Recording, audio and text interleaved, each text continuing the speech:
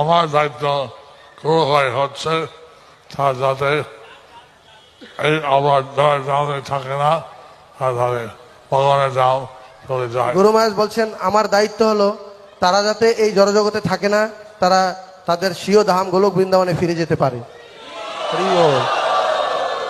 সেটা হতে গেলে তাহলে আমাদের যে আদেশ, যে নিয়ম গৌর পরম্পরা থেকে পেয়েছে সেটা পালন করতে হয়।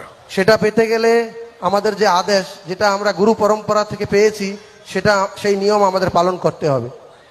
এবং সেটা করলে ভগবানের কাছে চলে যাবে। আর সেটা করলেই আমরা ভগবানের কাছে ফিরে যাব। হরি বল। ভগবান কিছুদিন বলছিলেন জন্ম কর্ম চলে দিব্যম, ভগবান ভগবত গীতায় বলছেন জন্ম কর্ম চমে দিব্যম এবং যে এটি তত্ত্বতা এবং যো ব্যক্তি তত্ত্বতঃ ভক্তন দেহম পুনর্জন্ম নাইতি মাম এইতি সর্জনা। ত্যক্তা দেহম পুনর্জন্ম নৈতি মামিতি সহর্জুন।